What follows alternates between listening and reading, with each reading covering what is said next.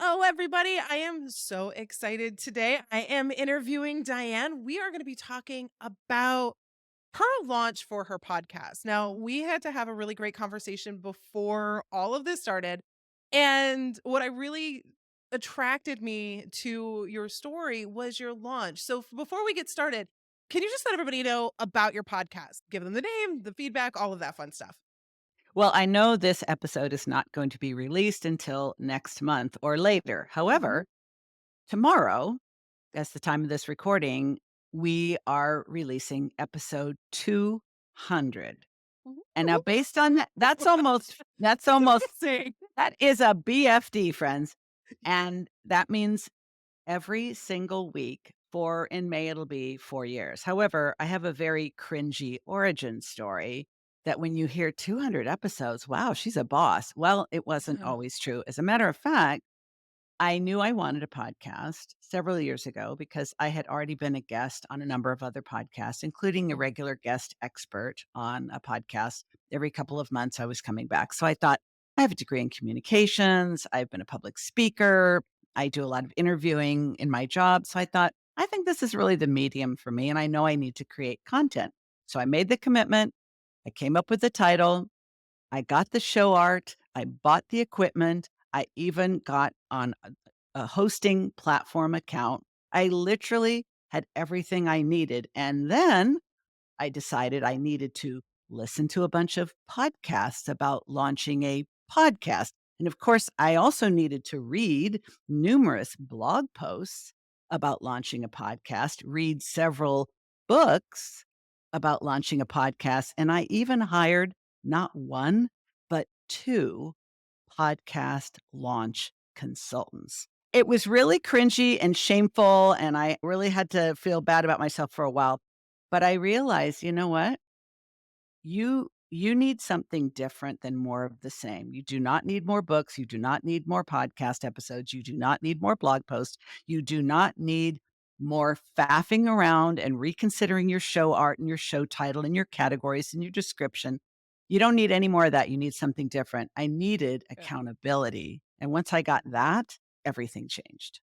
It just makes me laugh because as much as I would love to say, "Oh, I'm different," I'm not any different. Like, you can go back through my LinkedIn posts and you can see I have pictures of my microphone when I bought my fancy microphone, and I'm like, I have people taking bets. How long is it gonna be before I do anything with this? And so I don't think it's unusual for people to really sit back and we overthink it, right? That's Overthink. what we're doing. We're overthinking. Overthought what the show is going to be about. Overthink what the title's going to be. Who am I going to reach out to? What am I going to do? And before you know it, an idea that came to you and should have probably taken a couple of months to launch, it's suddenly, like you said, 2 years. And now all of a sudden it's, yeah, I still haven't done this. And now you start feeling guilty because, well, you can't keep talking about it because everybody is saying, "Well, you keep talking about this thing," and it's like, "I'll get there eventually." Like, it's gonna happen, but and then it's that feeling too of you don't know what you don't know.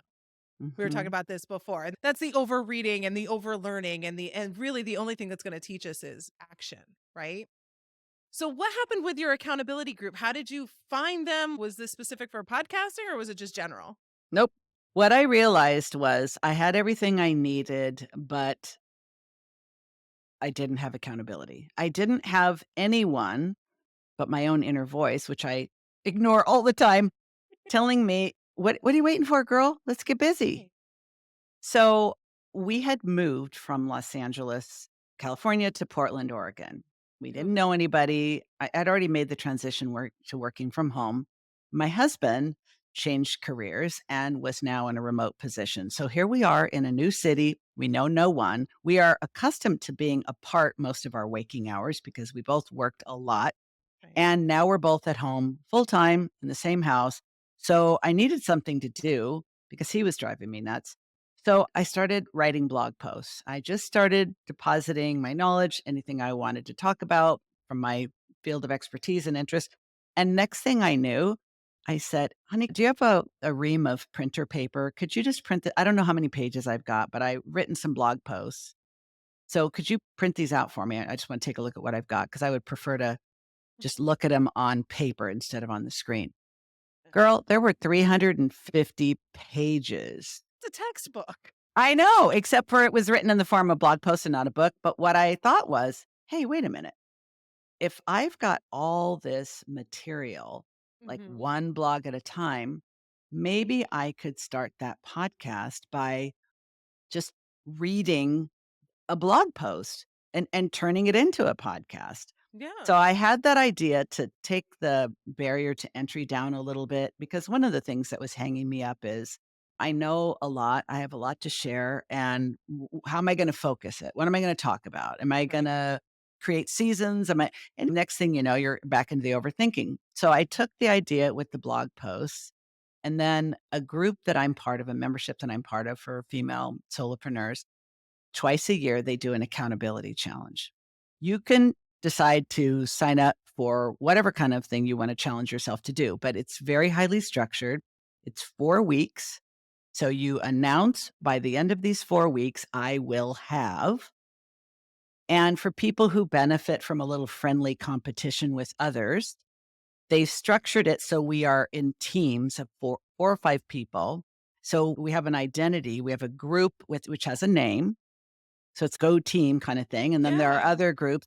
Each person in each group has to say at the beginning of the challenge, this is what I will have done at the end of 4 weeks. And right. because many of us will work harder when others are looking, duh, we could assign a good, better, and best outcome.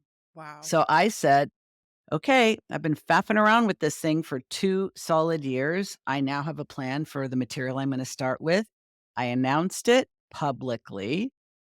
And I committed to by the end of the 4 weeks, and the date at the end of the 4 weeks was May 19th, 2020, which Mm. might ring a bell because that was the early stages of the pandemic. Pandemic, yeah. And I launched on May 19th, 2020, and the first 25 episodes were those blog posts. And 25 episodes for that? I told you it was 350 pages, girl. That was a whole lot of writing. How long were those episodes? They were anywhere between 10 and 20 minutes, and what's funny is now, it's almost 4 years later, my episodes generally run between 35 and 55 minutes, Mm. but by lowering the expectation in 2 ways, I was finally able to get myself out of the starting gate, that plus the accountability. 1, Mhm. I know that most people do interviews, but doing interviews adds a lot of lift to podcasting. It's way more complicated. Mhm. There's a lot more moving parts. Guests Absolutely. cancel, they show up on the wrong day, they don't know how to have good sound quality on their end. It's just a lot more to deal with. So I thought I'm Mhm. just going to do these solo episodes. They were 10 to 20 minutes long.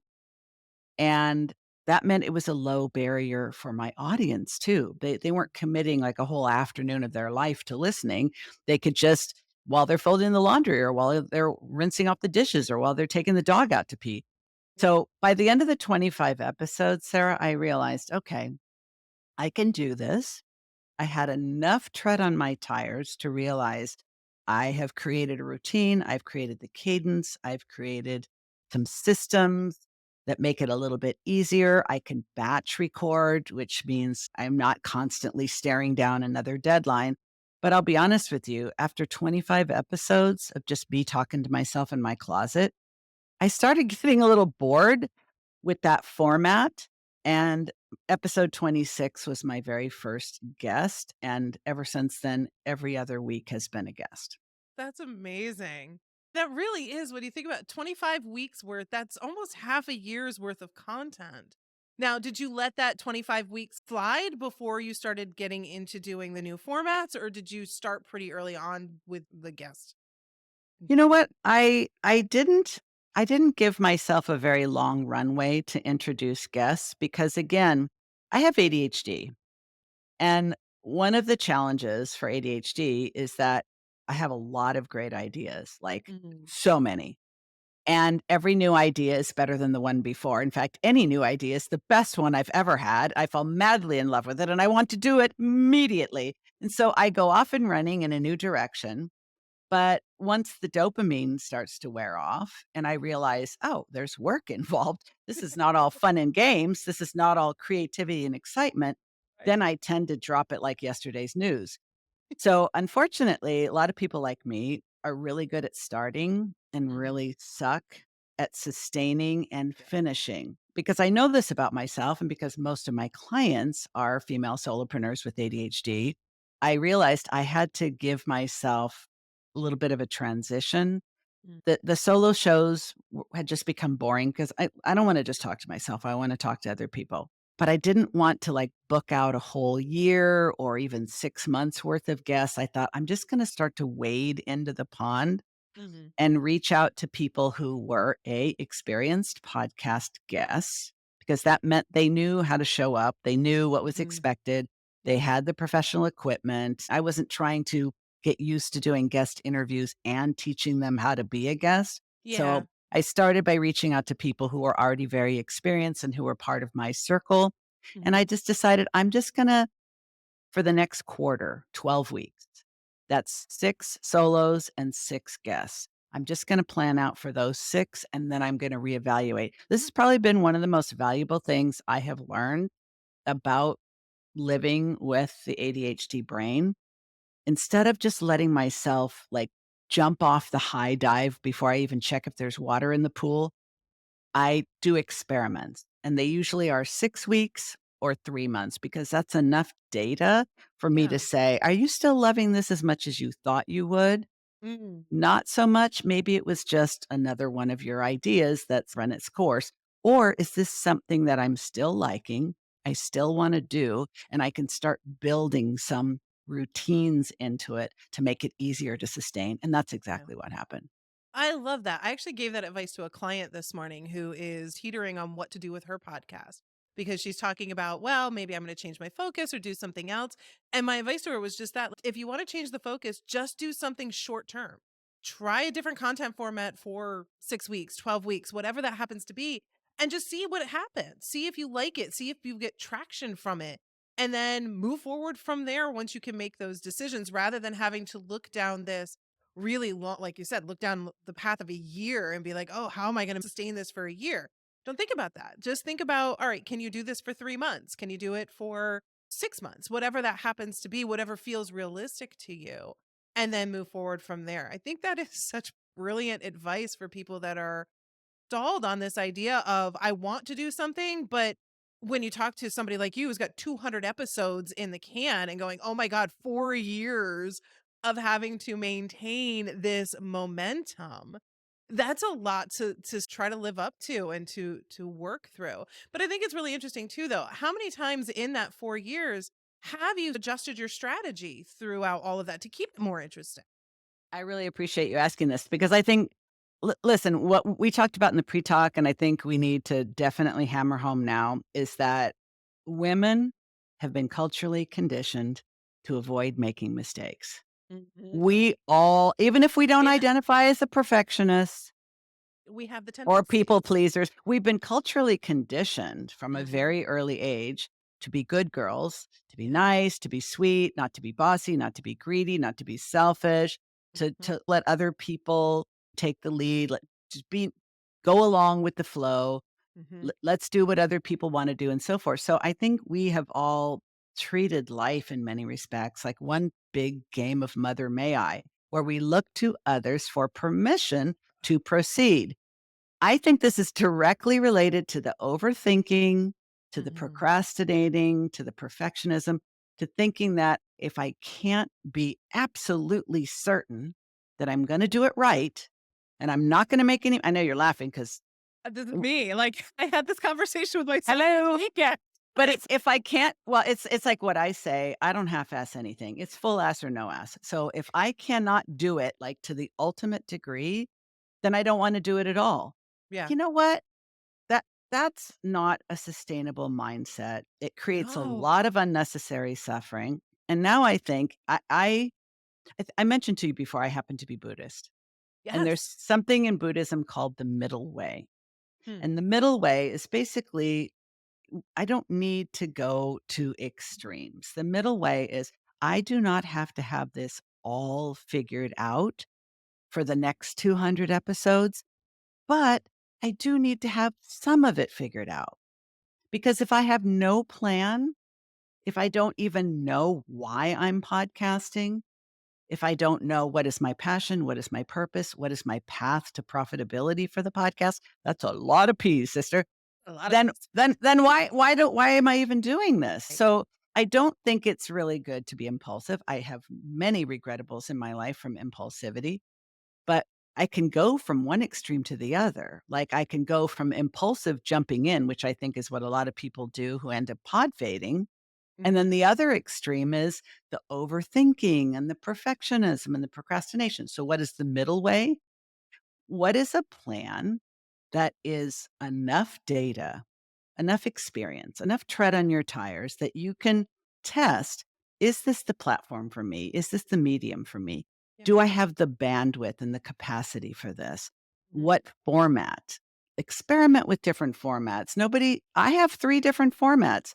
I have solo shows, I have guest interviews, and I have client success stories, case studies. Yeah, I love that. And nobody gave me permission. I just figured out that's what I wanted to do. Right. Nobody gave me permission to change my title and my description, which I did after a while. I just thought, you know what? I don't think it's clear enough that this show is for female entrepreneurs. Mm. So the original show was called the Driven Woman Podcast. I just added the word entrepreneur after I think about a year and a half. I didn't even change it in the show art. I haven't even gotten around to doing that.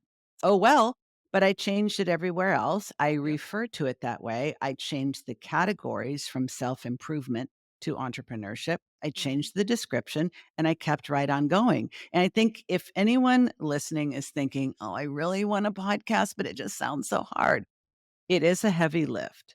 It's not something you jump into because you're expecting overnight success. And anybody who told you otherwise is blowing smoke up your skirt.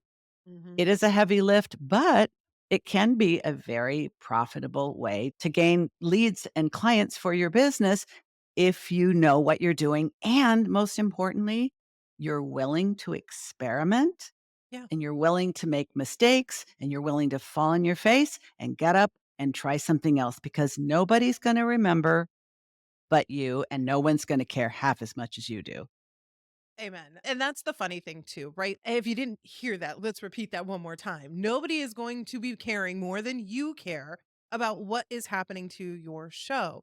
And here's the thing, I think that happens because of all of these, we were talking about this before, like all of these marketing messages that go out there that tell you you're going to make $1 million or you're going to do this and everything's going to blow up overnight. Nothing actually blows up overnight. As much as I've hesitated with starting mine because somehow I'm like, "Oh, I'm gonna make a mistake and everybody's gonna know about it." More than likely, nobody is going to know about it. Like, this'll get dug up from my archive somewhere down the line, and somebody's gonna say, "Oh, this is where you started." But it's not a million people are gonna be watching this episode the minute it hits. Yet somehow in the back of my head, the messaging that we've received is that I'm gonna put this thing out on the internet and it is going to blow up somehow in good or bad. And I only think about it, by the way, blowing up in bad ways. I Of never think course. like it's gonna blow up and No. everybody's gonna love it and come follow my show. But this is all we think about, right? It's, "Oh, and it's gonna be this thing, and everybody's gonna pick on me, and they're gonna say awful things. I'm gonna get all these bad comments." I don't know why my brain is conditioned to go in that direction. I'm sure there's perfectionism and all this other stuff that goes behind that, but that has been such like, that I think is one of the other things that holds us back from taking on these media, especially these more public mediums, right? Like, where Mhm. it's we wanna go on YouTube, we wanna be a podcaster. Where writing blogs, I still feel is a little bit more behind, like your face isn't there, your voice isn't there. Yes, it's still your voice in the writing, but I think that there's that thought in the back of our heads though that the written word we can hide behind a little bit more where when we are putting ourselves on video or we're putting our voice out there, there's more for people to critique, especially things we can't change, right? Like our appearance or the sound of our voice. I can change how I write. I can modify how I write, but I'm not going to really be able to modify. I can learn to be a better speaker, but my speaking style is still my speaking style, and how I look is how I look. That's not going to change. But I think that there's this fear that that's what people are going to hone in on Mm. versus honing in on the actual goodness of the content and the things that we're creating. I have so many thoughts to share about this. Okay, first of all, I have actually never met either a podcaster or a public speaker who actually likes the sound of their own voice. Oh, never. Nobody. Mm-mm. I've never liked the sound of my voice. My voice is very low for a woman. I sing like tenor. Oh, it's beautiful, And though. I love yeah, it. I do too, but I don't I would prefer it was a more feminine voice. But believe it or not, I have had people DM me saying, I love the content of your podcast, but I really have to tell you how much I love your voice. I could Oh, listen to you. Somebody said I could listen to you read the phone book. I'm like, ew, ew. why? Why? But I just thought that is the weirdest thing. And I realize we hear our own voice from inside our skull. Mm, It sounds different to us than it sounds to other people. yeah. And plus, we've all internalized. If I mentioned I'm very ADHD, so I'm very chatty. I'm loud.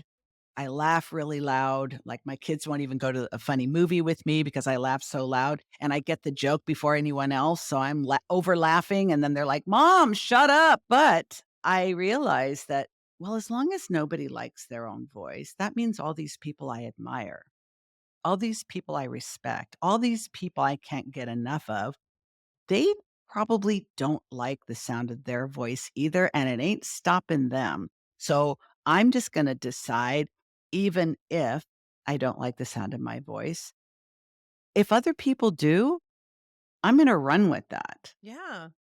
You couldn't possibly know if you don't try. I also think that something we were chatting about earlier is how many people in the female entrepreneur space are really selling magic pills.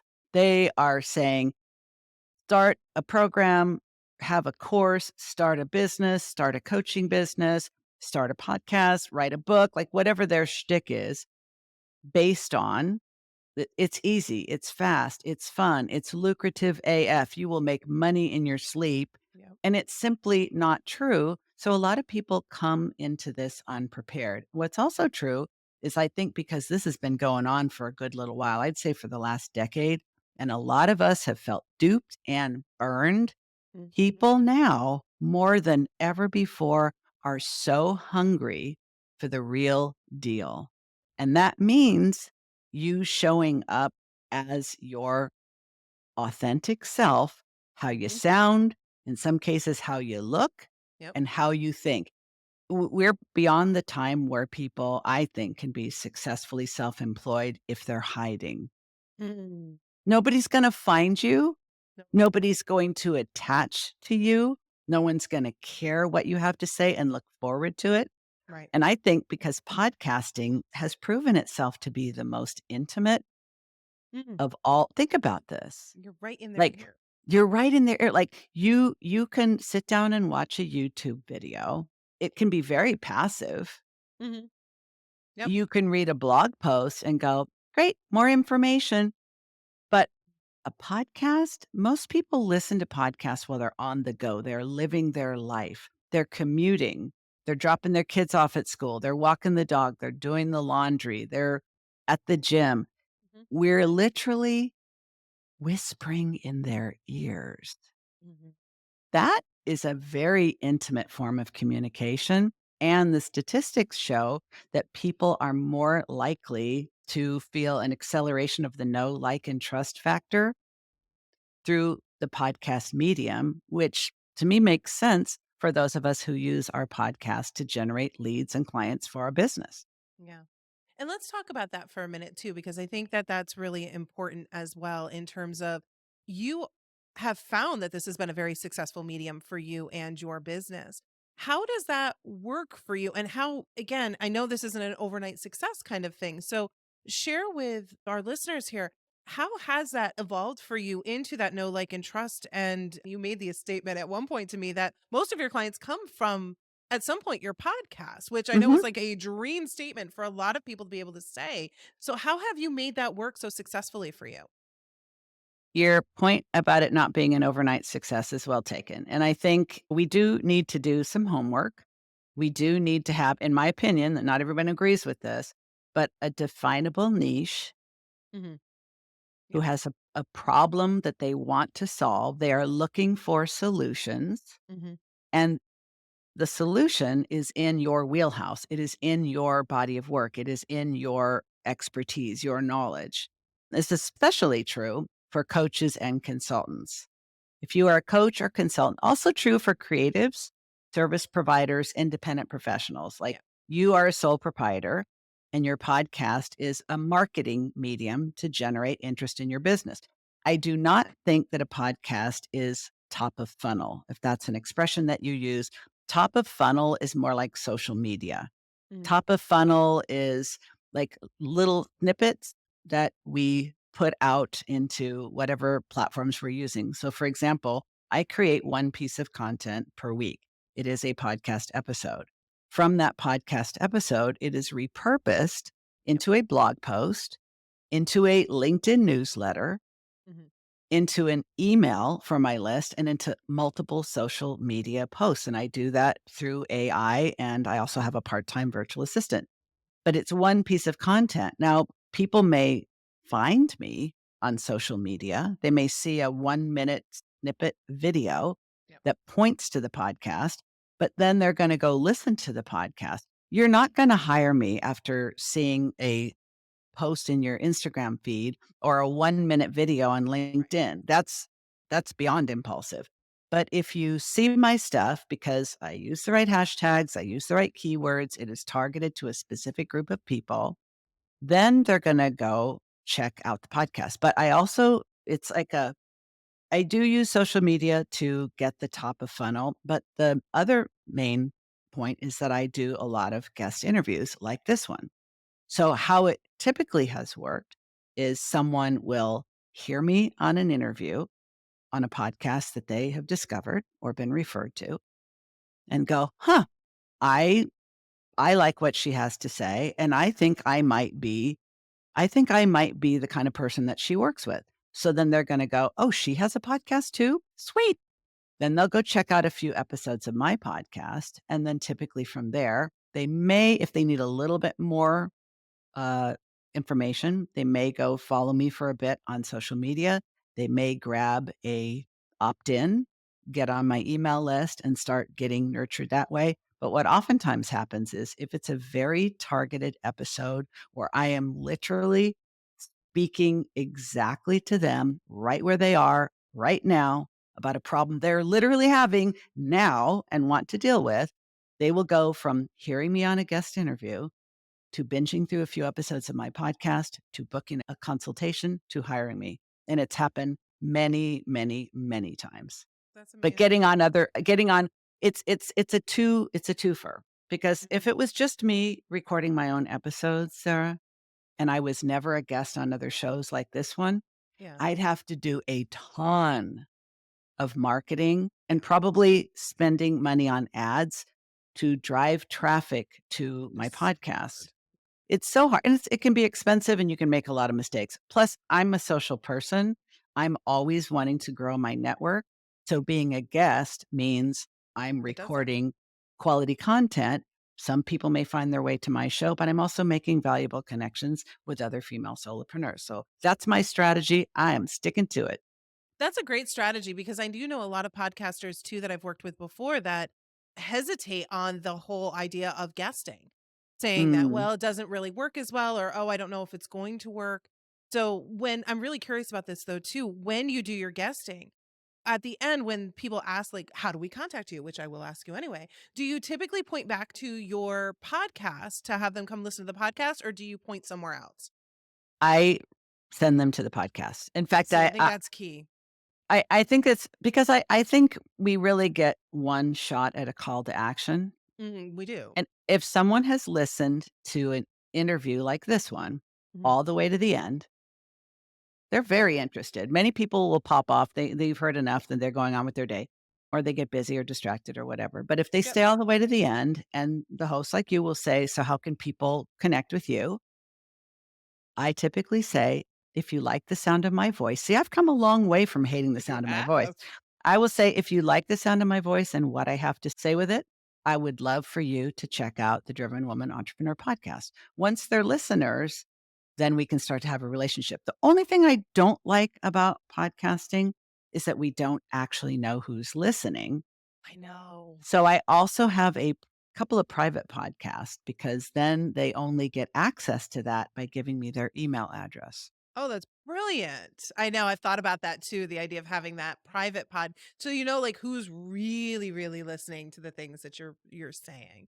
Because it's one of the worst parts to being a podcaster is, well, A, I would go on about how poor our statistics are, but we don't, right? We have listeners. We have no idea who they are. Oftentimes, it's hard to tell if they're repeat listeners.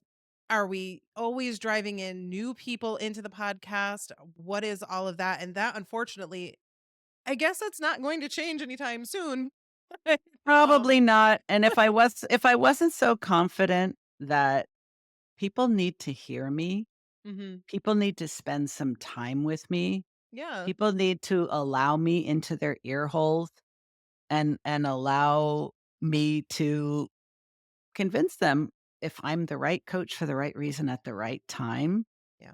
So they need it needs to have a little investment of time, and when you're creating quality content that people are looking for, they're searching for, they're interested in, that helps them, it's Mhm. one of the best ways you can do that. I think it's also why I'm very strategic about my guests, Mhm. and I'm becoming even more strategic about my guests because what I found is that people who are regular listeners of my podcast, they will do business with people who come on my podcast as a guest because they trust me. They trust you. So I have to be really careful about who I have on because if I don't really know them very well, I've literally given them Gorgeous. access to an audience that I've worked really hard to build who Yeah. show up because they trust me. And if I don't really know this person, I'm saying you can stand under my umbrella and Yeah. come out I'm from the giving you my rain, audience. giving you my audience. I'm a very generous person anyway, but I didn't fully appreciate how valuable that is Yeah.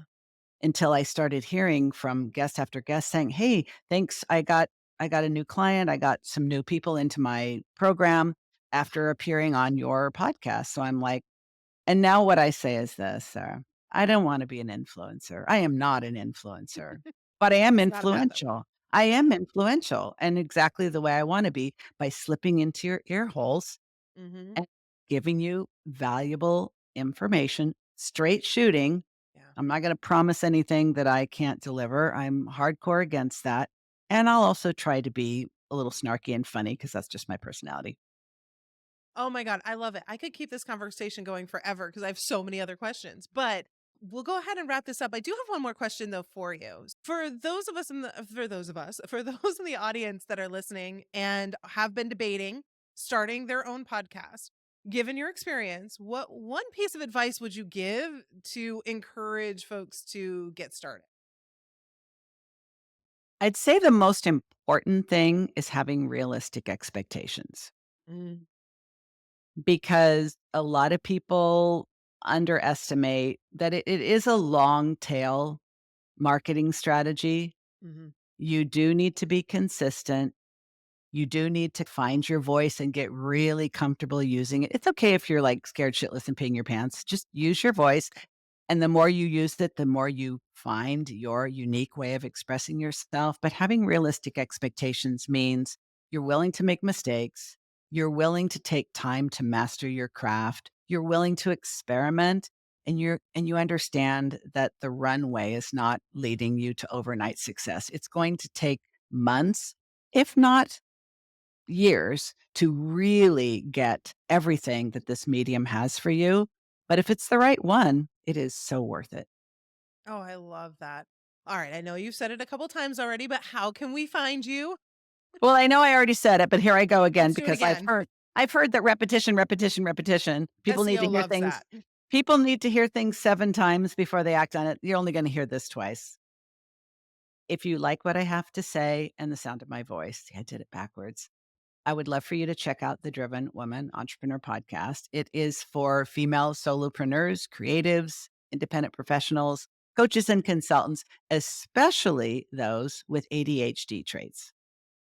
I love it. And folks, really go over and take a listen to her podcast. She's amazing. The conversations are great. You'll want her in your ear hole because she's just a lot of fun to talk to and take a listen to. And Diane, thank you so much for being here. And honestly, like you are the first official interview that we are recording for the Bizcasters podcast. And I am so excited that I had you here and that I had the opportunity to connect with you because I think you're amazing.